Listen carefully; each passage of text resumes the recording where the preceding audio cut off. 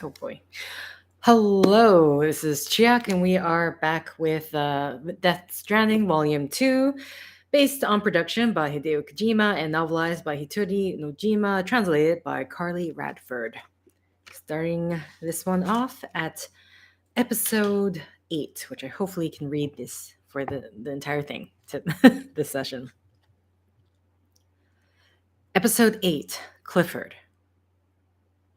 When Sam woke up, he found himself in a dilapidated town that he didn't recognize. It was the kind of town that was built from stone and brick, not the kind of town you would find in America. The area was inundated with the sounds of shells and gunfire, together with the hum of heavy machinery that sounded like some kind of growling beast. The enormous bird that was tearing through the sky and causing the deafening roar above was an airplane. It was defying gravity. It was flying. Sam knew of planes that flew through the sky, but this was the first time he had seen one with his own eyes. Sam fled to the nearest ruins to avoid the crossfire. The transceiver switched on and communications was established. It was Deadman. Is that you, Sam? Sam heard the worry in Deadman's tone before he had even finished addressing him.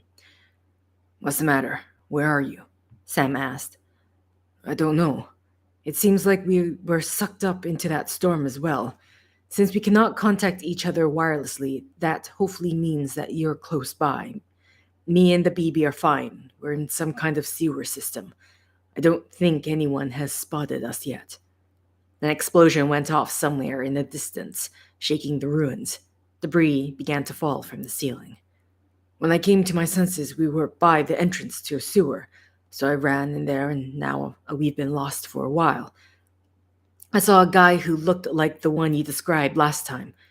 He was with the skeleton soldiers, so I'm sure he was the same one. He had a doll of a baby with him. Deadman seemed to be more talkative than usual. Maybe it was to distract himself from his own feelings of anxiety. This is probably a battlefield from World War II. It'll be somewhere in Europe. When I was running away, I caught a glimpse of some tanks and fighter craft. How do you know? Come on. Did I never tell you how much of a World War II nerd I am? Without even commenting, Sam launched into a new line of questioning. Are there any landmarks nearby? I'm coming to get you and Lou, and then I'm going to kick that guy's ass. Then we should be able to go home. But Sam wasn't certain of that. That just happened to be how events transpired last time. But he had to do something, or they would never get out of here. There's a Gothic-style building. It's half rubble, so I can't be sure, but it doesn't look so old. It looks like it might be from the Gothic revival period. It has a forest-like silhouette. There are a couple of pointed turrets coming out from the roof that looks like trees. It's a tall, huge building. Sam only understood about half of what Deadman said. Is he some kind of architecture nerd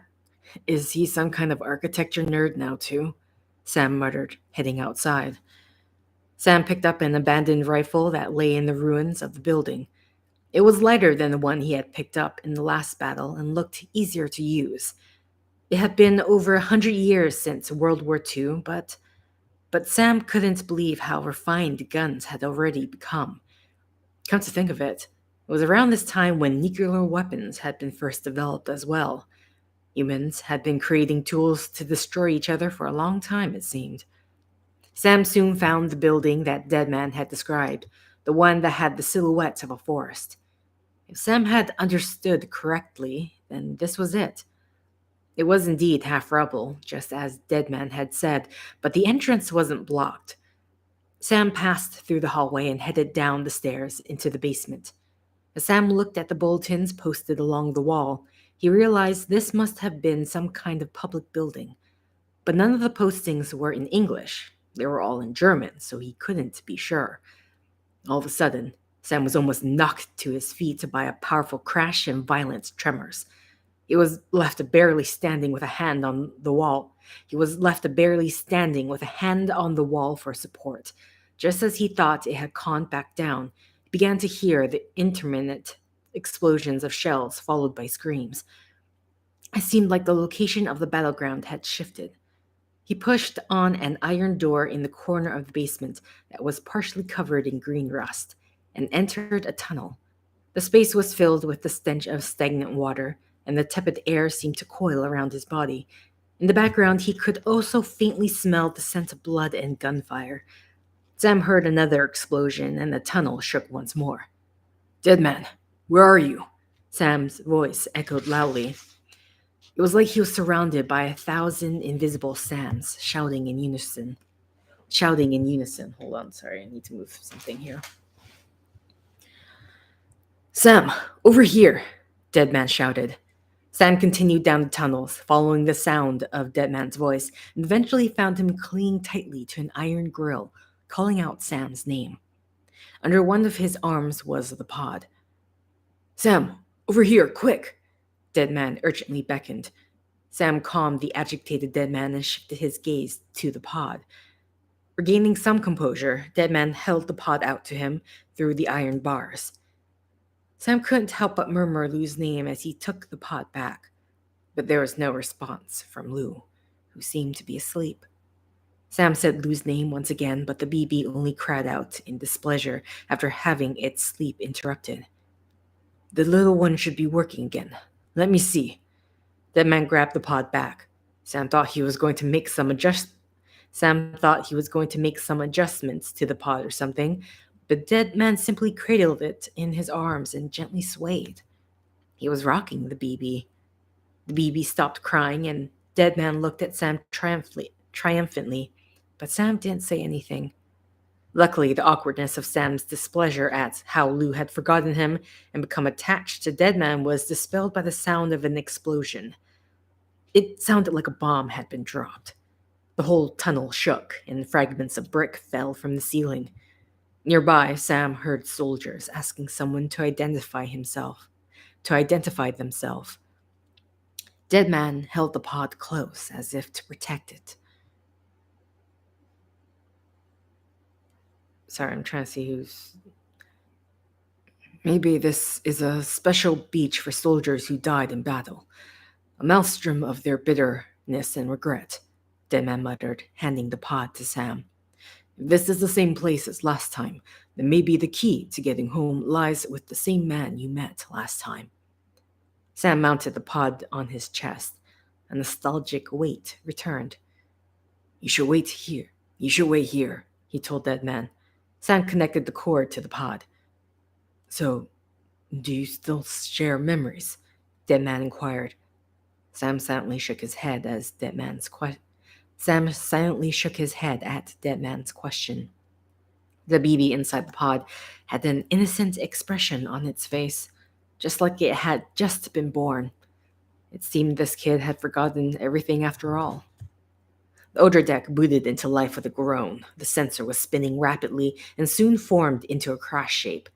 The man's face flashed across Sam's mind. The kid may have forgotten Sam, but it still reacted to the man. The Odor deck was pointing in his direction. You know, Sam, I'm starting to understand why BB is so important to you, Dead Man said, looking at the pod. It's just a tool. Life and death are supposed to be irrelevant, but we've got attached to each other all the same, haven't we? Kid's not just a tool. Name's Lou, Sam replied curtly. Even if the BB had forgotten all about Sam, its name was still Lou. Sam stroked the pod and began to walk in the direction of the sewer exit. Bells were ringing. They sounded like church bells. As they rang out across the battlefield, their purpose wasn't to return the souls of the dead back to heaven, but to inspire them to fight and bring them back to life. The bombers that controlled the skies dropped bomb after bomb after bomb, but the church spire remained unscathed. Like devoted followers fearing the wrath of God, each time the bombs fell anywhere near the spire, the bombers changed course. All the missiles and shells being thrown through the sky completely missed it. It was like someone had commanded that the bells weren't to be silenced until all the dead, with their lingering attachment to this world, had been resurrected. All those people had died before they even had a chance to realize it, at the hands of weapons designed to kill en masse. If life was a sentence, theirs had been interrupted partway through and left without a period to wrap everything up neatly at the end. And they were coming back to look for it. Numerous filthy dolls in the shape of babies hung from a giant spider's web that spanned the spire below the swaying bells. Some had their heads caved in, others were missing limbs, and some had bellies that had burst open. One of the dolls began to shake as if it was having a fit. With each spasm, a single eyelid jerked open and closed. It was like the doll was frantically pleading for something, but unable to cry. In response to its silent wailing, the man who lay across the center of the web awakened. He had found the period at the end of his sentence. The thread coiled around him unraveled, and the man gracefully descended out of the web. Now it begins again. Someone was speaking. It's finally time to put an end to this story of yours that was so cruelly interrupted. Flames erupted overhead as if to celebrate the man's awakening. The spider's web began to go up in an inferno. Embers poured down like rain. The man placed a cigarette between his lips and let the rain light it. He breathed the smoke in deeply before letting it all back out and smirking. Cliff had found him. As the tobacco smoke diffused and disappeared, 4 soldiers took their place around the man. All were fleshless, only bone. The man flicked the cigarette away and raised his arms up high. Then he brought it back down, silently commanding his soldiers. Go forth. Take back the period that was snatched away from you. The man watched the soldiers move out, capture the child, and bring the man who won't let go of it back here. Once Sam had escaped the sewer, he was immediately greeted by bombs. They were showering down from the bombers above. They were still a distance away from the spot where Sam was standing, but the thundering sound of explosions still pierced his eardrums, and the tremors shook his insides. He had to find that man. When he checked the direction that the Odra deck was pointing in, he could see a church-like structure. It had a strange appearance. Despite the fact that its foundations had been mercilessly decimated, the spire thrusting up into the sky wasn't damaged in the slightest and stood firm. Sam didn't know a lot about structure of buildings, but even he knew that was unusual. The foundations were dust, yet the spire alone was still standing there. He wasn't close enough to get a good look, but he couldn't make out a single chip or crack.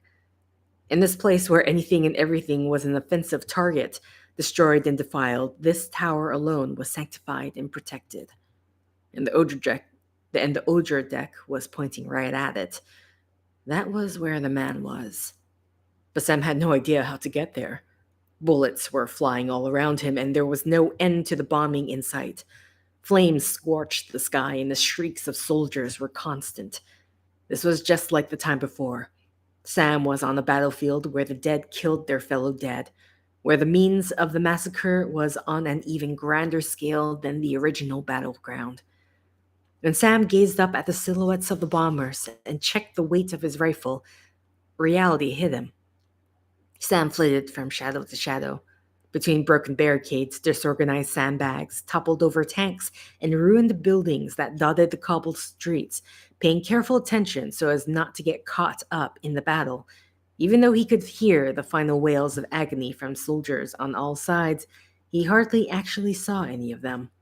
The thought of nuclear weapons suddenly crossed his mind. How just one bomb could kill countless people en masse and wreak destruction over an absurdly large area. Maybe this battlefield was far away from other people. Maybe it was a battlefield that didn't involve humans. It was just one they died on, where people killed one another at a distance, rather than staring their opponents in the face as they fought toe-to-toe with fist or gun. where they died without the opportunity to understand their own deaths. It was a battlefield where all that remained was the never ending absurdity of it all, stagnating like sediment. The battlefield was an endless, absurd cycle. The only way to put a stop to that cycle would be to make the dead aware of the fact that they were dead, just as people in the world of the living incinerated the bodies of the recently departed to deprive their soul of a place to wander back to and give them their period at the end of their sentence. If this war and this battlefield really had existed in the past, then humans had been mass producing BTs for a long time. Maybe voidouts and the Death Stranding were disasters of mankind's own making. Sam's footing slipped as the thought distracted him. He placed a hand on the wall of the building and steadied himself. When he looked down at his feet, he found that puddles had formed in the empty space left by missing cobbles. Sam tutted at his own clumsiness and carried on forward. That's when he realized that what had pooled at his feet wasn't water, but blood. Sam wondered how many people Sam wondered how many people's blood it took to form a puddle this deep. He was submerged up to his ankles. Sam tried to pull his foot back out, but someone's hand was clamped around his ankle. It was trying to drag him back into the puddle. Sam slapped at the hand that was now pawing at the barrel of his rifle and used all of his might to yank his foot free. BB. A voice calling out for the BB resounded within his head. The puddle of blood began to swell and something appeared. Its helmet was slick with blood, its hands stained red, and blood was gushing from the end of its rifle. A skeletal soldier had shown itself. Without a moment's hesitation, Sam sprayed bullets at it with his rifle. As it shattered to dust, it was engulfed in flames and disappeared. BB. Instead of wails of agony, Sam heard the voice of the man. Then he felt a sharp pain shoot through his right leg. He had been shot. When he turned around, 3 skeletal soldiers were lying in wait. All 3 of them were pointing their rifles at him. The next one to fire was Sam. He may not have hit any of them, but at least they flinched. And while they did, he was able to make his escape into the shadow of a truck. There was a burning pain in Sam's leg where he had been shot, and it felt like it had swelled to several times its normal size. The moment that Sam peeked out to see if the coast was clear, he was met with gunfire. It was the same soldiers as the time before. The Odradek sensor backed up his theory as it flashed from white to orange. He could tell from Lou's uneasy jerks as well. It might not have been the time or place, but Sam felt relieved. This kid might not remember him anymore, but they were still able to connect like always. Baby. The top of the truck began to burn alongside the sound of the explosions. Hand grenades were being thrown inside. Dragging his wounded leg behind him, Sam mustered all his strength to escape. Trucks exploded one after another. He could feel hot winds and impact tremors on his tail. Lou was terrified and crying out. Choked by the black smoke, Sam searched for a place they could hide.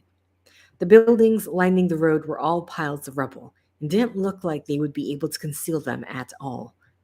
Driven forward by the bullets, Sam finally found a building with a red brick facade. The glass was shattered and only the frame remained, but the original entrance still stood. Sam entered its dim interior. Part of the wall had been collapsed. Shelves had fallen down, and several pieces of furniture were toppled over. There was no sign of anybody. A cup of coffee and a cracked plate sat on the table. The open newspaper featured a black and white picture of a town ablaze, and the headline in large German letters. Sam sensed a presence outside the window and hid in the shadow of the table. It was one of the skeletal soldiers. Luckily, the soldier didn't seem to have realized that Sam was in there. As Sam decided to just let the soldier pass, an explosion shook the building. Fine rubble fell from the ceiling, making a clattering sound as it collided with the cup on the table below. The radio in the bay window suddenly switched on. Somewhere over a rainbow, way up high. It was an English song. An old song that Sam had a feeling he had heard somewhere before. There's a land that I heard of once in a lullaby. Oh, somewhere over the rainbow. As if it heard the song, the skeletal soldier turned back and looked in Sam's direction. He didn't have any eyeballs, but those empty sockets saw Sam. From where Sam was hidden under the table, it should have been impossible for their eyes to meet, but still they saw each other. Sam immediately shot at it. Then he turned on his heel and ran out of the exit at the back, finding himself in a narrow alleyway just wide enough for one person. He could see the church spire in the sky, which was punctuated by tall buildings on both sides of him. The other deck was still pointing in that direction. There was no way Sam could get lost now, so he began to run. It sounded like the aerial bombing campaign was still in full swing as several bombers darted by, streaming bombs out of their bellies and vanished. Explosions sounded all across the town as it crumbled into rubble and went up in flames. This confusion was a good opportunity for Sam. It could have hindered the movements of the skeletal soldiers somewhat. It could have hindered the movements of the skeletal soldiers somewhat. The church spire was almost upon him. It was just a little farther until a gap in the path. A soldier flew out from the buildings and Sam turned around. And when Sam turned around, he could see one standing behind him too. He was cornered. He dropped low and tackled their legs. As he dodged their fire, even though they were only made of bones, each one of them felt like they weighed just as much as an adult human. Sam snatched up a handgun from one of the fallen soldiers and shot it in the chest. Several ribs shattered into dust, and a small flame blew out from where the heart should have been. As Sam looked on, the flames spread, engulfing the rest of the skeleton. Next, he shot at the soldier approaching from the rear as it charged forward, firing without pause. Every bullet went wide as the gap between them shrank. Sam's opponent seemed to have run out of ammunition. As he tossed away his rifle and brandished an army knife, Sam aimed at his undefended chest but missed. That was his last bullet. All he could do was dodge the flailing knife and lunge at the soldier's chest. Their bodies entangled, but the moment they hit the floor, the soldier's helmet slipped off with a clunk onto the cobbles below. More than half the soldier's skull had been blown off. It was strange enough that these skeletal soldiers were able to move in the first place. But for them to be so animated in such a broken state felt even more ominous to Sam. The very bone that should have held their brain in place was missing, yet they fought as if still alive. As he held the soldier down, Sam saw his chance. Skeletal arms pounded Sam's back. It felt like he was being hit with steel. In fact, the pain was so bad that it knocked the wind out of him. His grip slackened for a moment, and before he knew it, their positions were reversed. The soldier was straddling Sam with one hand around his neck and the other balled into a fist, attempting to rain punches down on him. Sam dodged the fist as he rammed the ammunition clip clutched tightly in his hand into the soldier's chest. Another rib broke. The soldier stopped moving. Sam thrust the clip at it once more with all the strength he could muster. The bones crumbled and disintegrated into fine particles. The particles gave off the red lights like embers, eventually setting fire to the soldier's chest. It let out an inhuman scream of agony as the flames engulfed it, and it disappeared. Sam brushed away the fallen sparks and stood back up, before leaving the alleyway and continuing toward the church. The church bells were ringing to an insane rhythm. Unlike the exterior of the church, its interior was in a starry state. The arched roof was riddled with holes, and the heaven depicted there broken. The stained glass had melted muddily, and the pews that had once seated the churchgoers were charred black from all the fires. The air was filled with the stench of decay, which quickly enveloped Sam. On the altar, right in front of him, lay an offering of a small whale on its back. That was where the smell was coming from. The odor deck showed that the man was here. It had formed into a stiff cross shape and stood unmoving. Lou wasn't crying, but still seemed to be trembling with fear. Something fell on the altar. It bounced off the whale's exposed belly and rolled to Sam's feet. It was a doll, but its eyelids were opening and closing furiously as if it was having a fit. Baby. Sam turned in the direction of the voice to find the man standing there. Give me back my BB, he said. As soon as the man opened his mouth, the sound of a gunshot rang out. The bullet grazed Sam's shoulder before lodging itself in the altar directly behind him. The bullet had still caught him with enough force to throw his balance, and he crashed backward with it. The blood trickled out from the tears in the uniform. Sam clutched the pod containing Lou with both arms, as if to hide it. The blood from his shoulder wound trickled down his arm, dirtying its exterior. The man looked down at the unsightly form of Sam, clumsily sat on his ass against. The man looked down at Sam. What? Okay, I'm going to take it back. Sam clutched the pod containing Lou with both arms, as if to hide it. The blood from his shoulder wound trickled down his arm, dirtying its exterior. The man looked down at the unsightly form of Sam, clumsily sat on his ass against the altar. The man's expression seemed to flicker for a moment. Sam thought he could see a flash of sadness, but it soon disappeared. Give me back my BB, repeated the man, almost as if muttering deliriously. He slowly lifted his arm and pointed the gun towards Sam. But for some reason, Sam didn't feel the same bloodlust that he had felt right after the man first appeared. Let it go. The man's tone was vague. It was like he was remembering something. Sam glared at the barrel of the gun and shook his head. He couldn't leave the BB. He had no reason to hand it over. Lou didn't belong to this man. The man was slowly tightening his fingers' grip on the trigger. Sam thrust out a single hand and tried to cover the barrel. Even if he had to lose this hand, he would never leave Lou behind. The man's face once again contorted into a sad expression. His focus was no longer on the pod, but on Sam's hand. The man was trying to remember something. That much Sam was sure of. Who the hell was this man? He didn't belong to this battlefield. He wasn't like the other soldiers who simply continued to slaughter one another as apparitions of this war zone. The man had something in his head, but it seemed like he couldn't express it. There was a crash of thunder, and the stately wooden doors to the chapel blew open before shattering into pieces and bursting into flames. When he saw it, the man screamed something. It was an animalistic roar full of anger and fear. He was howling at the entrance. Perhaps he was enraged that the pristine spire had been broken, or scared this holy ground was about to be defiled. The only thing Sam could be sure of was that the man was confused.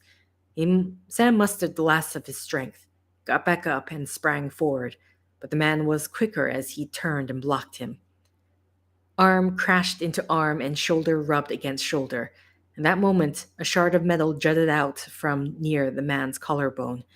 It resembled Sam's cupid and was attached to a chain around this man's neck. The force of the collision toppled the man over backward. The shard around the man's neck burned red. Sam's own cupid emanated heat, almost like it was responding. Somehow the fallen man seemed to have lost the will to fight, but as Sam looked into his eyes, they weren't those of a man who had given up completely and was ready to surrender. If Sam was to finish him off now, then he would be able to return to his own world, but his confidence was shaken. This man wasn't dead like a BT. Defeating him wouldn't send him back anywhere. This man was after a different kind of funeral. BB. He wanted Lou. But there was no way Sam would hand Lou over. If this child was neither born nor dead, then there was no reason to hand Lou over. Sam only wished Sam only wished he could have done something so that Lou could have been properly born into the world of the living. The man reached out. He was riddled with injuries, yet still staggered to his feet and began to step towards Sam. Sam readied his gun with his left hand and defended the pod with his right, but that was all he could do. He couldn't move forward, nor could he move back. The man frowned and squinted at Sam as if blinded by light. BB, BB, this is my fault. The man tried to touch the pod. I should never have put you in that prison, BB. The man was crying. Black tears rolled down his face. The man mustered strength into his arms and pulled the pod toward him. He was so surprisingly strong that Sam toppled forward. The two became entangled and writhed on the church floor. Sam grabbed the man's neck as he tried to tear himself away, but something coiled around his hand. Time seemed to flow extremely slowly. The man's bang swayed, and Sam could see everything in minute detail.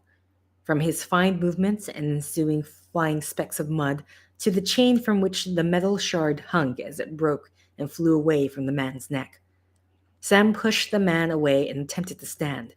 The man was face up and made another grab for BB. Sam's eyes met those of the man. It was like he was being sucked into them. He felt that he would drown in those eyes, which were deeper than any sea. He felt like he was being dragged down eternally, slowly crushed to death by the water pressure of this ocean, never to return to the surface again. Sam closed his eyes as fear took hold. Okay.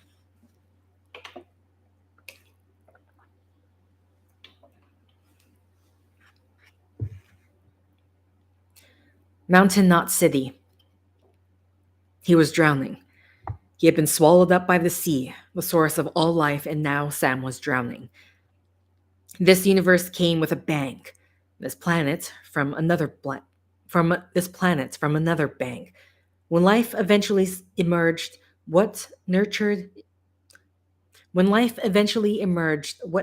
it was the sea that had cooled down this molten rock. Eventually, life crawled out of the sea and onto the land, where it became slave to gravity on the frontier known as the Earth's surface, and formed new chains of existence. Then the scorned Mother Ocean became a vengeful goddess and drowned all the life on that Earth. The beach was her pathway to exact her revenge. Sam saw faint light in the distance above, but even as he made frantic attempts to reach it, he couldn't escape the ocean. No matter how much he struggled, he didn't get an inch closer to the surface. It was getting harder and harder to breathe. Sam could feel himself becoming lightheaded. When at last he knew that the ocean was about to kill him, he realized he was inside a nightmare. When Sam woke up, he was in a subterranean private room. It was an artificial room built to protect and conceal a human race who had been betrayed by the sea and rejected by the Earth's surface. The cufflink that was linking him to the bed frame automatically released, and Sam sat up. He wiped away his tears and checked on the BB pod that was set inside the incubator. The display on the monitor told him the BB was once again functional. "Lou," Sam called, disconnecting the pod's connection to the incubator. He cradled the lukewarm pod and called out Lou's name again. Lou was curled up, eyes closed and mouth tightly shut. There was no reaction to Sam's voice. It was like the little one couldn't even hear him. "Lou," Sam repeated. Lou's eyes eventually opened at the sound of Sam's voice. Lou, or rather the bridge baby now, looked up at Sam blankly with eyes that still couldn't quite see yet. Maybe it's not fully awake from its long sleep yet. Then Sam remembered. No, that wasn't it. Sam had prepared himself for this. He knew he had to face the facts. At the very least, he had been able to prolong this little one's life. That was one of the reasons he had taken this mission in the first place. To stop this child dying in vain. and that he had accomplished. "How's little Lou doing?" Deadman's voice came from behind Sam. It seemed that they had both returned unscathed from the battlefield. Sam knew he should be happy about that, but he wasn't quite feeling it right now. No response. Sam knew he was clinging on to lost hope, but he still passed the pod to Deadman to have it examined. But the pod slipped right through him. The BB seemed to react to that. It looked at Deadman's hologram and laughed. Or maybe that, too, was all in Sam's head, because by the time Sam had glanced at the pod, the BB's eyes were already closed. "You saved us. Whatever you did back there returned us to our own world. Lochna and the others found out. Lochna and the others found us out cold near Mount Knot City. It seems like only a minute had passed in this world. You and the BB were brought back here. You've been dead to the world for near another 24 hours. You slept for a whole day, you know. Slept like the dead. I'm already back in Capital Knot. Fragile's beach has been coming in handy, although I have to say that I don't like using it anymore. I keep worrying that I'm going to end back there." A small metal plate set on the table caught Sam's eye. Deadman noticed and changed the subject. "Oh, that. You were holding it. It's an old dog tag. US issue. Wasn't easy prying it out of your hand." That was the metal Sam had spotted around the man's neck. He couldn't be sure, but he must have brought it back from the battlefield. He picked it up and turned it over. A name was engraved on it, along with a few letters and symbols. "Clifford Unger, as you can see. I looked him up in our database. Found a match," Deadman stated. He fiddled with his cufflink and projected a 3D image of a man dressed in a combat uniform. There was no mistaking it. It was him. He was a U.S. Army Special Forces, fought in Kosovo, Iraq, Afghanistan. Sam hadn't heard of any of those places, but he assumed they had all once been battlefields too.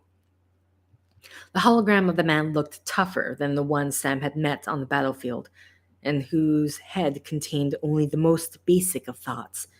He was brimming with youthful brute strength. He seemed sure of himself. There was no sign of the sad expression he had shown on the battlefield. But what did Lou have to do with any of this? "Well, that's all I've managed to dig up so far," Deadman conceded. Sam nodded back at Deadman and placed the dog tag in his pocket. It was an important clue linked to Clifford Unger, and the key to unraveling his connection with the BB. Clifford's hologram disappeared and silence descended upon the room. In the middle of it was the BB. Both Sam and Deadman stared at the pod, searching for something to say. "Sam, I owe you an apology." The first to speak was Deadman. "Lou was the name you were going to give your own baby, if he had made it. I should have pieced it together sooner." Sam sighed. It wasn't like it was a big secret or anything, but Sam never made a point of talking about it to anyone else.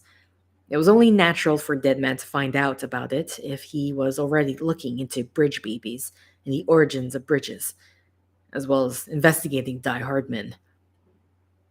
"I found some records from 10 years ago. Something about the sudden death of a young woman in a small town on the outskirts of Central Knot. An ex-therapist by the name of Lucy. Nobody knew until it was too late. It caused the void out. Her husband was a member of Bridges. He even had dooms. He tried, but he couldn't get to her in time. The whole town was wiped off the map, leaving nothing but a big crater. And him, because he was a repatriate." Deadman looked at Sam as if he was gauging his reaction. People wanted answers. Did the man hide his wife's body on purpose? The only survivor was the only suspect. It was easy to blame, and people did. And pretty soon they were blaming Bridges too. The man felt responsible, so he left. Lucy had been pregnant, poor woman. Sam watched Deadman take a deep breath at the end of his sentence and responded with a sigh of his own. They were going to name their kid Lou. Deadman continued. Sam bit his lip and said nothing. I didn't just fish that out of the database, though. Bridget told me. Once her condition deteriorated and she could sense the end was drawing near, she told me about all the things that were off the record. In other words, stories that had been embellished based on Bridget's and Deadman's subjective whims. They weren't reality, and they weren't anything that Sam was interested in hearing. It wasn't you who Lucy met last before she committed suicide. It was someone else. I truly believe that. Bridget said the same thing, but on record, you're officially the last person she met. I don't know if Bridget was covering for you or if you didn't tell her the whole truth about what happened. All I know is that she was sorry to see you go. She used to talk about how you didn't have to cut ties and walk away.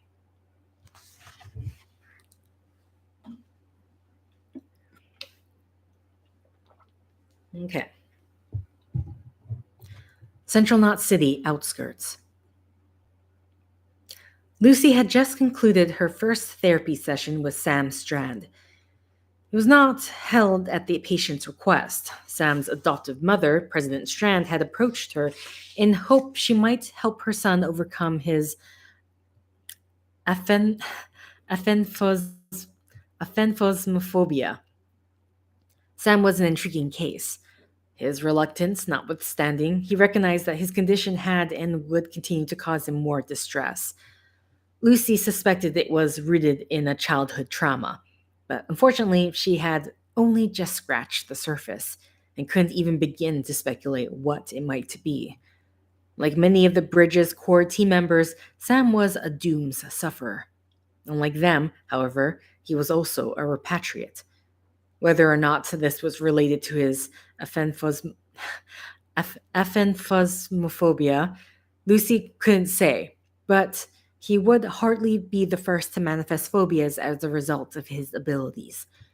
As an infant, Sam lost both parents and was adopted by President Strand, owing to her stress and time consuming responsibilities. Lucy could only presume that she was unable to afford him sufficient attention, which is to say that a distant relationship with his adoptive mother may have been a contributing factor. Sam was still very reluctant to talk about himself, and as an intensely private person, it would take time to build trust and convince him to open himself up to her. Progress has been slow, but Sam finally started to open up about himself. However, his recollection of early childhood was confused and contradictory. He had difficulty distinguishing between genuine memories and recurring dreams. Sam even claimed to have met his stepsister Amelia on the beach several times while quite young, an impossible claim to say the least. Lucy was only a little older than Sam, but she was born before the Death Stranding, a fact that tended to affect the way people thought about the beach. In her professional opinion, the beach was a figment of their collective imagination, a shared delusion, but people born later were more likely to take its existence as a given. She wondered if they found comfort in the belief because it helped to explain phenomena like BTs and repatriates like Sam. Similarly, her theory was that Sam's manufactured childhood memories of the beach were his way of coping with the fact that neither Amelia nor Bridget spent much time with him. She believed this to also be the reason he still clung to the dream catcher Amelia gave him even now as an adult. You could call it his security blanket. It could also be the key to overcoming his okay, I really need to see I need to see how this is pronounced because it's going to keep coming up. And mind you, I might forget this by the time, I mean, before I know, I already looked this up and I just completely forgot it. Fen, oh God, dictionary.com, are you not going to have it? I'm going to be very disappointed. Might not have it. Okay, I already lost track of, here we go. Phobia. Yeah, it doesn't have this word, so I'm going to have to look on the internet. Copy. to the internet browser, then paste. Okay. More of a fear of being touched, but how do you pronounce it? Hmm.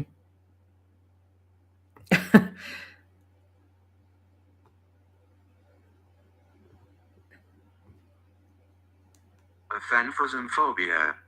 Aphanphosmophobia. Aphanphosmphobia. Okay, aphanphosmophobia, according to that. All right, back to the reading. Aphanphosmophobia. Okay, hold on.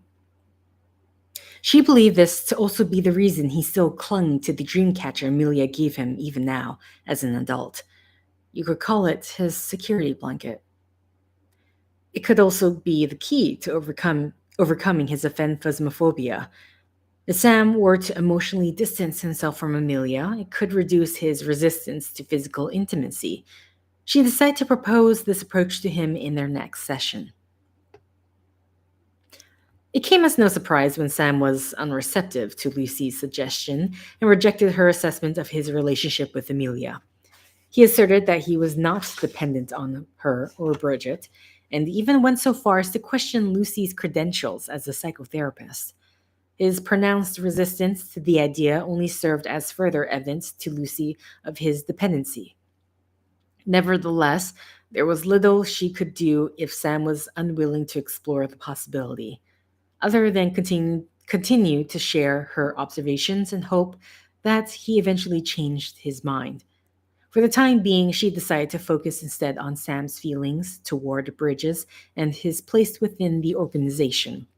Given that it was founded to support and protect his adoptive mother, and that the other core members had dooms like he did, she thought there was something to be gained from the discussion.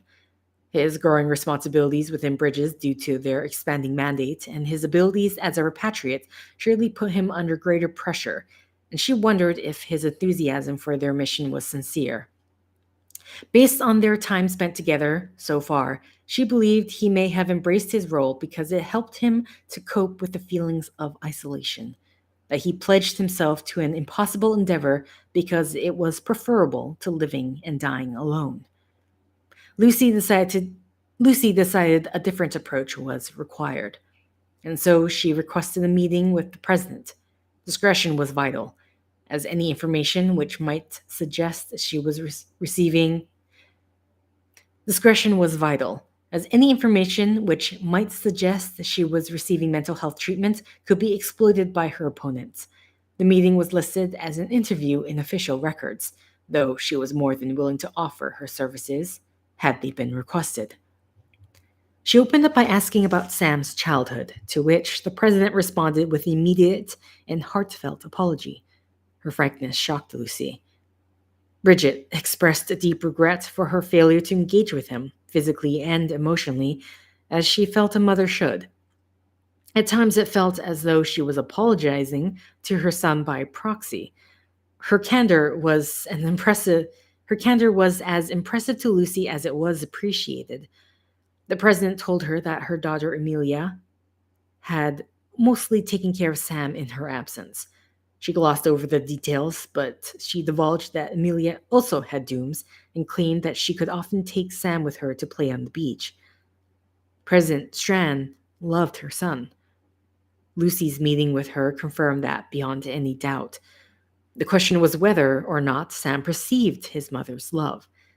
Both Sam and the president talked about the beach as though it were real, physical place, as though it were a real physical place.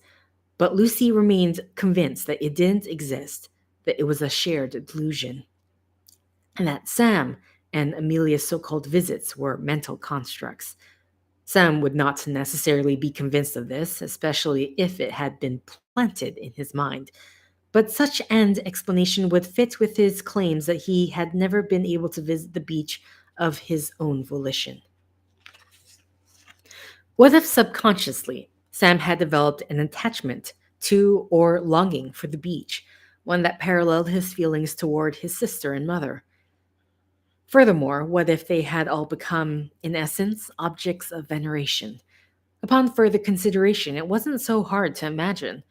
President Strand was an exceptional woman who exhibited pan-romantic qualities, as did her daughter Amelia. This was surely one of the reasons why they had been able to commit themselves so completely to the cause of American Reconstruction, their one true love. Sam, on the other hand, Lucy, diagnosed as demisexual. His sexual desires were strictly limited to those with whom he had formed an emotional connection, excepting family members like Amelia, of course.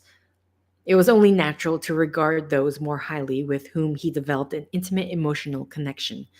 For children, this could lead to veneration, yet there was also an inherent contradiction in this, for divinity is distant by nature, even as we yearn to grow closer to it. Lucy came to the conclusion that this contradiction was at the root of Sam's aphenphosmophobia. What the fuck? Sam exploded in rage when she told him her theory. I'm a repatriate. I fuck up whose soul gets bounced back from the seam every time I die in a horrible explosion. Lucy had decided to share with Sam her working theory regarding his condition. She was prepared for some resistance, but the intensity of his anger was surprising. He glared at her as he reframed her assessment as wild speculation that he had been brainwashed by a cult. It was the first time Lucy had managed to coax such a powerful emotional response from him. And while she found it a little frightening, she did her best to remain professional, welcoming the breakthrough and the reduction in the distance between them. That was how she presented professionally, but part of her was delighted by his aggressive response. Emboldened, she pressed him further until she finally told him to snap out of it, to renounce his fantasies about the other side.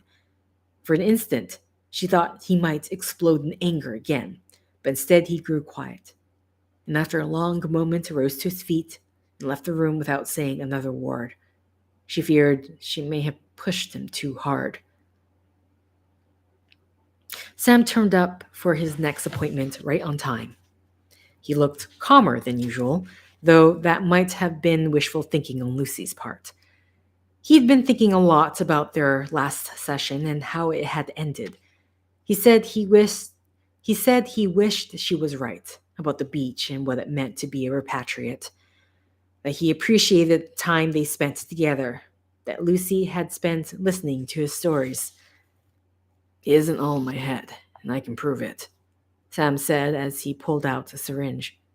Sam was calm, but Lucy wasn't. The needle, then the needle stuck, then he stuck the needle in his chest. It all happened so fast. Lucy froze in her chair as Sam went into convulsions, eventually falling out of his seat. She ran to him then, as he was lying on the floor, motionless, removed the syringe, performed chest compressions, but it was too late. Lucy sat there next to him, for it felt like an eternity. And then he opened his eyes and sat up, still wearing that same calm expression. There was another handprint on his arm, a fresh one. Sam was awake now and began to talk. I'm a repatriate, he said. Every time I die, I get stuck in between and then come back. He was searching Lucy's eyes now, reaching for the words as much as they were struggling to come out. That world won't have me, and neither will this one. I'm only free to come and go when I'm with her, with Amelia. There were tears in his eyes. He looked so lonely. Lucy started crying too. She'd taken his hand in hers without realizing it, but he didn't pull away. Lucy squeezed, and he squeezed back. He needed someone he could be close to, be intimate with. Someone outside his family. Someone who wasn't Bridget or Amelia. Someone to whom he could reveal the whole of himself. Someone who'd devote themselves to him. Her. Sam smiled and nodded, and they held each other for a very long time. A few days after the incident in her office, Lucy tendered her resignation. A classic case of countertransference, the therapist getting emotionally involved with their client. and there's no way her professional pride would permit her to continue working. She felt guilty, of course.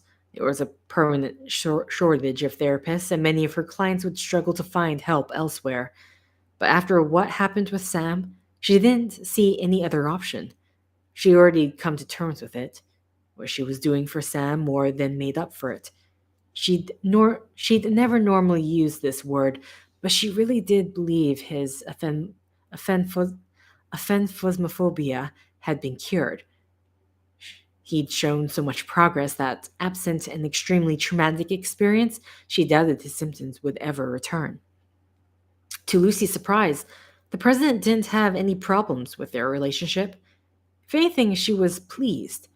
It seemed that she'd soon be joining the Strand family, together with this new life growing inside of her. Their baby was doing well, and they'd been told they were having a girl. Sam had already picked out a name for her: Louise. Lou, he liked to call her. He talked to her a lot, touching Lucy's stomach, telling Lou to grow big and strong. Oh, God, please. Bridget was delighted when she found out and suggested that they take a family photograph. Amelia was out of town, so it was just the three of them blushing and smiling. And that same blush, that same smile, when they received the printout, along with apologies for being old fashioned. There was a funny little message on it: Be stranded with love, handwritten and signed. It's unique now. You can digitize it or copy it. Oh, wait, it's unique now. You can't digitize it or copy it, Bridget told them. Lucy was 28 weeks gone. The doctor just checked them both out and said they were doing fine, but she wasn't so sure. Lately, she'd been having the same terrible dream every night. When she opened her eyes, she would be all alone on the beach. She was lonely and afraid, so she would start to wander around looking for someone, anyone. She always spotted Sam and Amelia standing at the water's edge, their backs to her. Relieved, she called out to them. Amelia's hair shimmered in the gray light, but when she turned, it was Bridget's face, twisted with sadness and pain. She spoke. I'll be waiting for you on the beach. Lucy woke herself up with her own screams. What do they mean, Sam? Lucy asked, but Sam never gave her an answer. She began to feel like she was trapped in a cage of questions with no answers. Everything had gone wrong. She couldn't understand it. She was a therapist, a good one, but even she couldn't make sense of the nightmares or what was happening to her. Lucy grew more and more wary. That's when Bridget visited and saw Lucy's face. They're not nightmares, she stated matter of factly. Lucy felt Lou stirring inside of her as Bridget continued. I'm sorry, I had no idea this would happen. Lou's special. Lou has Sam's blood, and through her, you're bound to the beach. You don't have to be afraid, though. You cured Sam, made him whole. You gave him a life to live for, to protect. Made him a part of this world. The world is a jumbled mess with life and death all mixed up, but Sam might be the one to make it whole again, like you made him whole. Without him, our fate is sealed. But with him, there's still hope for a future. The beach exists within each of our minds, but that doesn't mean it's just a figment of our imagination. It has value, purpose, and in time, you will understand. Bridget gently squeezed Lucy's hand. She took Lucy's hand like Lucy had taken his on that day a lifetime ago. She smiled and squeezed. There was Lucy on the beach. Everything she had seen in her nightmares, she saw in that instant.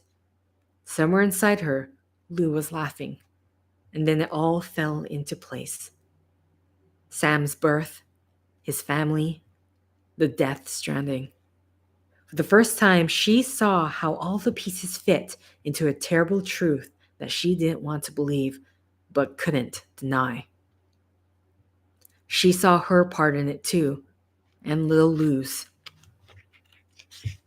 She remembered those funny little words on the picture. Be stranded with love. She was. Lou's kicking woke her up. She was alone, still half asleep, so everything around her looked askew. It was that all too familiar feeling of the waking and dreaming being tangled up. But Sam and Bridget and Amelia must have led even more muddled lives. A reality between life and death, between this world and the next. Because all this chaos and confusion beyond imagination stranded on their shore. Help me, Sam, she begged internally. She took the pills on the table next to her all at once. She tried to make sense of it, but this was never her world. She was born into an older one without a beach, where the dead stayed buried and life moved on. She was shaking so hard. She didn't think the drugs were working. She had some syringes loaded with sedatives. She thrust one into her arm, one after another, until she ran out. Boy. Oh boy.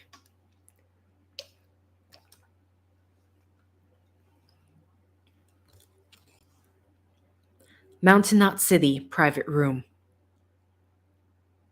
I'm sorry, Sam. Didn't mean to go digging up your past. I just wanted to understand. I just wanted to understand the connection between you and Lou, Deadman explained, lowering his head at Sam, who didn't know what to make of Deadman's frank apology. It made him feel like the dick in this situation for being so furious, and he wasn't sure how to deal with it. It was him who had attached the phantom of Lou to this BB and acted like he was atoning for the life he hadn't been able to save. He was irritated by Dead Man's prying, but he couldn't blame him for it either. 70% of my body is harvested from. Sorry, I just had to make sure who's talking. 70% of my body is harvested from cadavers. I was a coroner before I became a member of Bridges. I know the dead, but I'll never be able to know the beach. Dead Man crouched down and looked into the pod at the BB who had begun to sleep. Have you ever heard of the tale of Frankenstein's monster, Sam? He asked. Sam had heard of the story. In fact, it had been Lucy who told it to him. Are you sure? She explained. Wait, are you sure? She explained to him, the reason that humans want to be makers is because we are ashamed of being mere creatures. Our creation myths were formed because we wanted to be more than that. We wanted to be special. The beach is the same. I'm artificial, Deadman explained, grown from pluripotent stem cells, and when that Vita spark didn't manifest in all my organs, they replaced the defective ones with those of the dead. People born the traditional way have beaches. You have one. BB too. But I have no such connections. No Ka. I am a dead man. No mother, no afterlife, no beach. I never even had a birthday. I'm a soulless meat puppet. As Sam looked up and met Deadman's gaze, he noticed that Deadman's eyes were full of tears. He couldn't believe it. This man had feelings. He was capable of independent thought. He was brimming with curiosity. He must have had a soul. Silly Sam. Consciousness and the soul are different. You see now why I'm so obsessed with it all. It was why I looked after the BBs too. If this kid is just some piece of equipment, then what am I? Dead Man tried to touch the pod, but his hand slid right through it. The battlefield, now that was an awful beach. But strangely, I didn't hate it, because I knew you were coming for me. I've never felt that before. Connected to someone, anyone. Dead Man turned his head as if to ask Sam for affirmation of that connection. Look, Sam, I sometimes think about this. If the beach is linked to individual people, doesn't that in itself mean that the beach doesn't actually exist? Doesn't it mean that the chiral network and the beach of fragiles that I use to jump from place to place is all just a delusion? That's the only reason they formed part of our realities, because we all share the same delusions inside our heads. That would make what we call connections extremely fragile, but it would also make things so much easier for me. It means that I wouldn't have to come up with these justifications about Frankenstein's monsters or cadaver organs. Huh, was that confession just before a big pile of bullshit? Is all that It all made Sam's head spin. You don't need to look so grim. I know that I don't have a beach and I can't even sense it. I don't have dooms. That's the one thing that makes me the same as other people. But I still couldn't stand it. I didn't feel like I was alive. I was jealous of you. As far as Sam was concerned, if Dead Man wanted his dooms, he could have it. It was because of those abilities that he had lost to Lucy and Lou. An uncontrollable urge welled up inside him. If Dead Man hadn't been a hologram, he would have hit him. Despite your aphenphobia, despite your aphenphosmophobia, you didn't have to cut ties and walk away. Sam froze at Bridget's frail voice.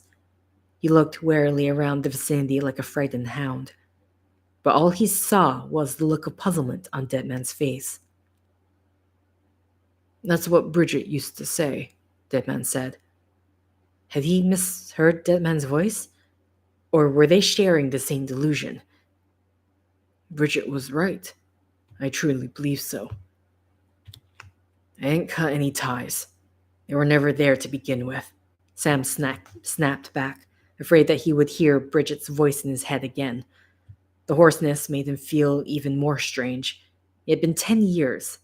After 10 whole years without contact, as Bridget lay there dying and Amelia was trapped on the other side of the continent, she had begged him to help, but what her lot called ties were nothing but lies. He couldn't blame that frail woman for everything. He couldn't blame that frail woman for everything, though.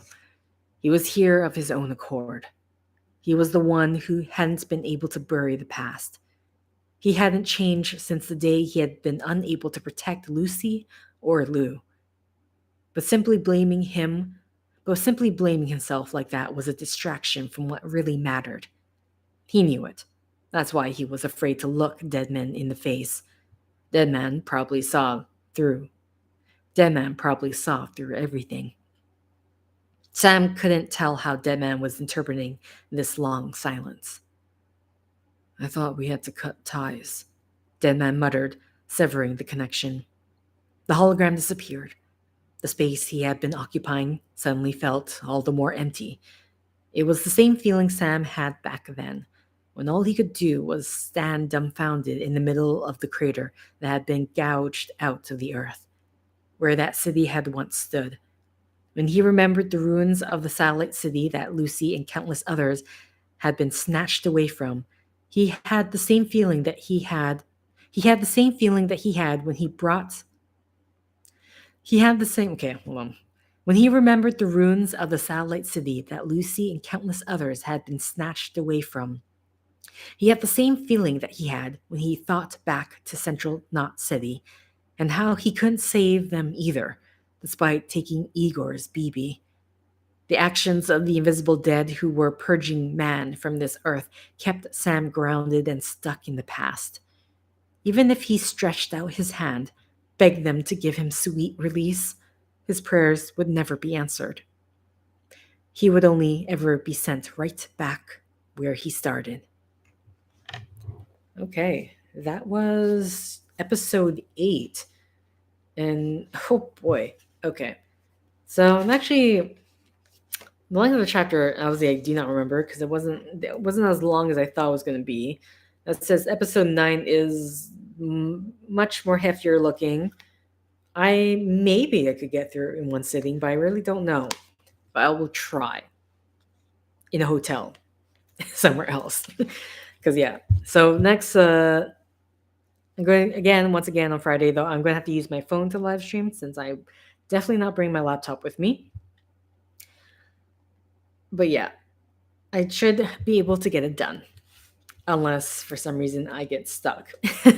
Either way, that was the end of episode 8 for Death Stranding Vol.2. So, thank you for liking if you liked. Thank you for commenting if you commented. Thank you for subscribing if you subscribed. Thank you for favoriting. Just favoriting somewhere. Okay, whatever. You know what? Thank you. Thank you for everything, guys. Until next time. See ya.